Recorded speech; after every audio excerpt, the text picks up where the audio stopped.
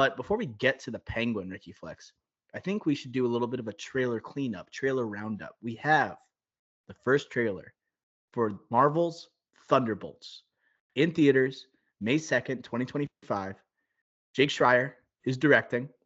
You got ScarJo being credited as an executive producer for this film, obviously not making an appearance following Black Widow. And we have Yelena Belova, someone who appeared in Black Widow, kind of the scene stealer of that movie. She's with Florence Pugh. Seems like she's like the center of it, the core of this movie. We have a new Marvel team here, Ricky Flicks. What's your first impression? This seems like it's okay. Like the backdrop or the needle drop of Where's My Mind, like that's always going to have me intrigued no matter what's on the screen. So I think that's a cheat code. But no, like I think Florence Pugh at the center of this movie is smart, not only because it's Florence Pugh, but also Yelena Belova was the only good thing come out of Black Widow and say, hey, this is a formidable Marvel hero or anti-hero, whatever you want to call it. So I think that's all like smart, but there are plenty of question marks still around this movie, around the villain, around the Sentry, around this team, how they're assembling this team, and if it's even going to work, if we even care. So I think there's a lot of question marks around this movie.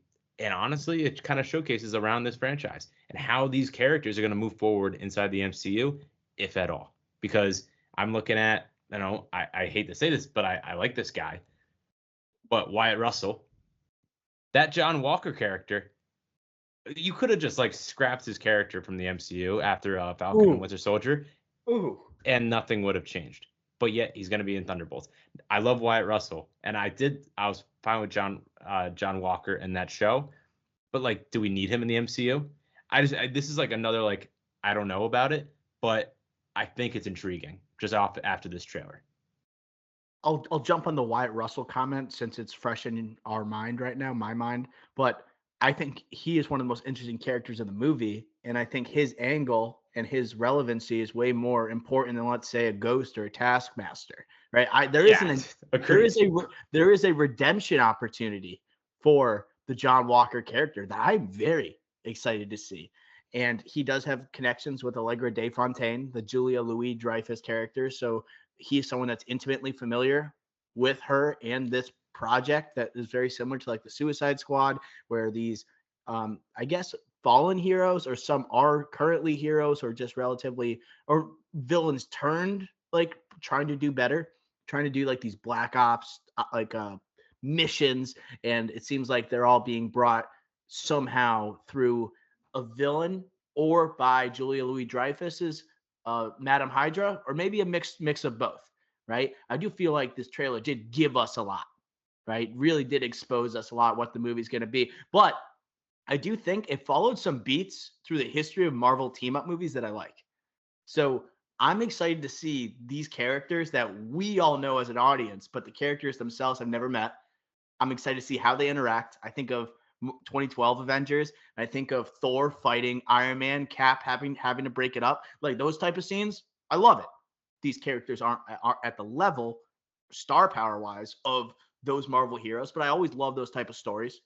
I also am looking at Florence Pugh, and I'm like, wow, this kind of reminds me of Iron Man being the center of the MCU or the center of the Avengers alongside Chris Evans as Captain America, where it's traditionally Yelena Belova is not a very popular character in the comics, but you are taking on the star power of Florence Pugh to try and make this movie go. And I think it will. Florence Pugh, she is a movie star. She's young. Yelena Belova might not be the character everyone thinks of when it comes to Marvel Comics, but Florence Pugh moves the needle. She was pretty badass in Black Widow. They noticed how good she was.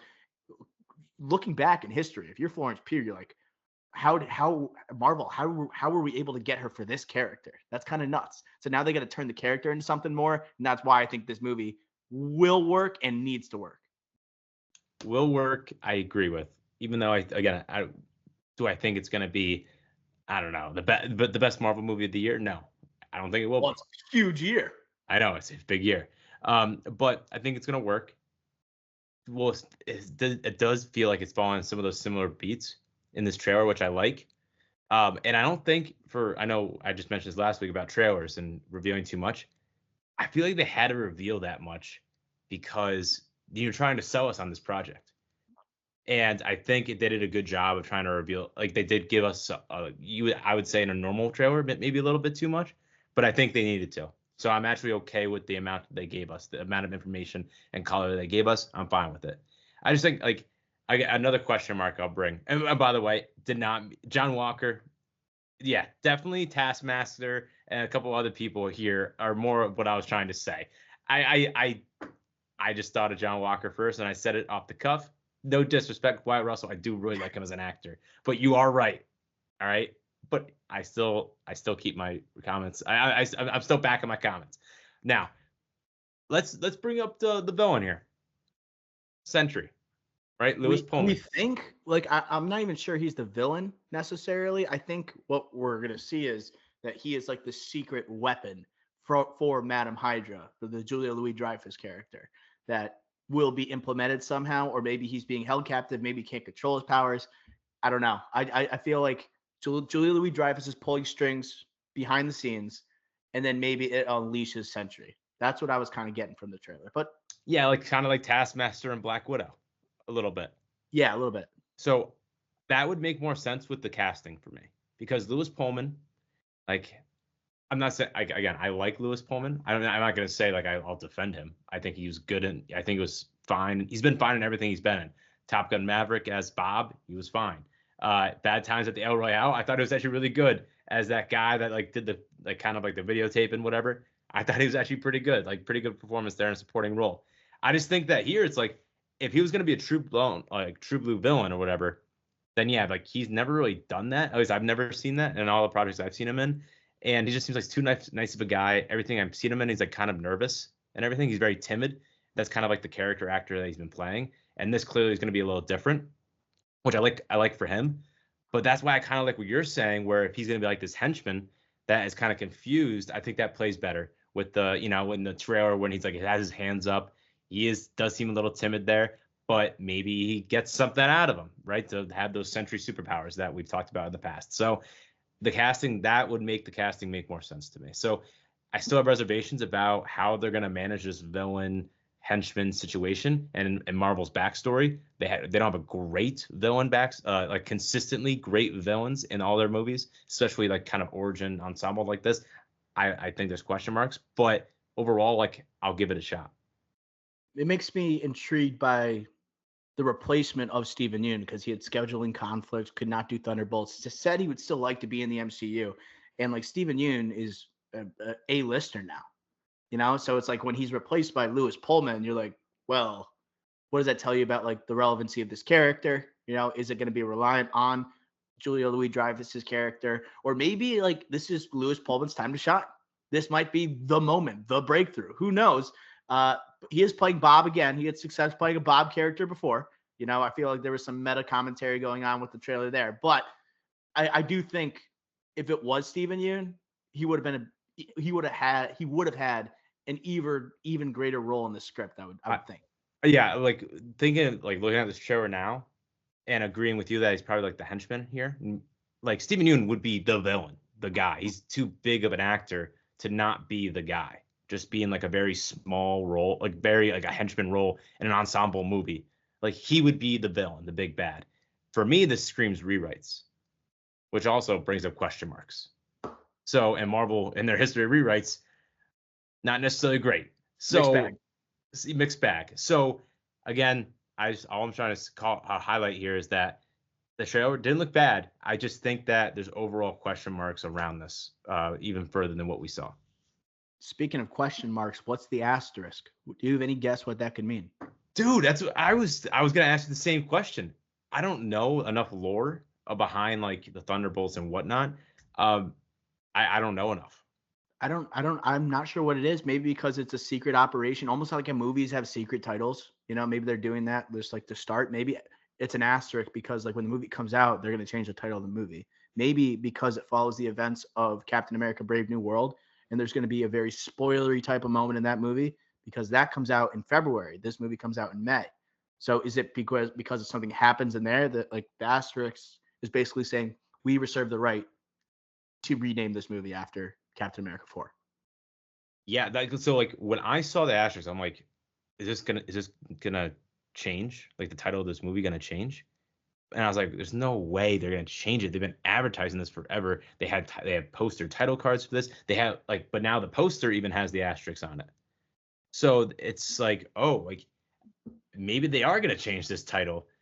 But for an ensemble movie, again, it just seems you kind of need that group name, right? You're not gonna change this to Yelana or Bucky and Friends. Like you're not gonna change this into like a solo type of title like they would in other Marvel projects centered on one hero. So for me, like I don't know what you would change it to, except I think you bring up a great point. I didn't think of maybe the events of Captain America: Brave New World kind of changes the landscape here.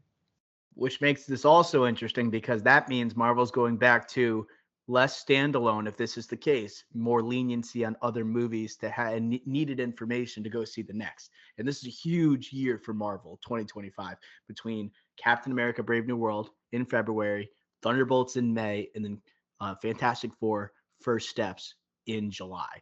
This is coming off a year where Marvel had one movie. They had Deadpool and Wolverine in 2024, makes $1 billion. However, this is a character that does not originate in Marvel studio, like in the MCU. Okay, so it's like a lot of it. We talked about it. Hugh Jackman, Ryan Reynolds, they're doing the heavy lifting. It seems like that one very much felt standalone and more of a tribute to the Fox Marvel universe. You're getting into it in 2025 with a brand new team of heroes slash anti-heroes. You're having a brand new Captain America, and you are bringing in the Fantastic Four and potentially debuting Doctor Doom in some capacity in that movie. I think two of the three movies need to work for the future of the success to be installed with confidence that the MCU can succeed in the future. Two of the three need to be good. And I think, judging by like what I've been hearing, Thunderbolts and Fantastic Four, the ones are probably the favorites with all the rewrites that you're talking about, mixed bag with Marvel and the direction that seemed like it was really askew for Captain America 4. That one might be the odd man looking out. So I just think this is the year we knew Deadpool and Wolverine wasn't going to bring back the MCU. We knew Guardians of the Galaxy 3 wasn't going to bring back the MCU. The true test of how relevant the MCU still truly is and how impactful it is in the zeitgeist is going to be 2025. Yeah, I completely agree with that. And for me, like Fantastic Four obviously needs to work because the Avengers and obviously Doctor Doom kind of is around Fantastic Four, like because of Doctor Doom, right? So, and again, Fantastic Four, Marvel's first fan, we've talked about it so much, like that just has to work from an everything Marvel standpoint, right? And also just like from Fox properties coming in for the Marvel, like Yeah. all that just has to work. Now, when it comes to Thunderbolts and Captain America: Brave New World, like Captain America is an A-list Marvel hero, but like we already had that really. This is like Falcon, and I know Falcon's becoming Captain America, so they kind of have to prove to us like this isn't Falcon, like this is Captain America, A-list hero. You need to go see this movie, and it's going to be good, and we're going to take really good care of it. But they haven't taken good care of it in the past on this production with what you mentioned with the rewrites and whatnot. So that really kind of has to work just from a character standpoint, a hero standpoint, and its importance to Marvel. But will it? I don't know. And then Thunderbolts, I think you have more leeway. But similar to Captain America: Brave New World, Thunderbolts is the problem is you're trying to get away from the Marvel fatigue, do your homework before seeing these projects. That's the ultimate. Did you do your homework movie? They're old. They're all familiar characters, but unfamiliar at the same time because they're so forgettable, like a Ghost and a Right. Taskmaster. There's no like they're all C-level heroes or below I for villains. do appreciate them doing a little work on the costumes for Taskmaster and what I just said, Ghost. Ghost. Makes them look more badass. But they didn't move the needle for me whatsoever in this trailer. It's going to be interesting. We didn't care about them then. Are you going to make us care about them now? So I think the script is important here With and the limited performance. screen time. Yeah. So we'll see how that goes, Ricky Flex. It's going to be a huge year. We talk about anchoring. We talk about Captain America 4 trying to anchor. We need stars in the MCU, heroes to replace the Phase 1, 2, and 3 heroes. And Yelena Belova, is she setting up to be like the next Black Widow or even stronger of a core character that Black Widow was as an original six member of the Avengers. And then obviously Reed Richards and his dynamic, maybe with Doctor Doom, Galactus like going in there too. But a lot to look forward to and a lot to be anxious about for the MCU.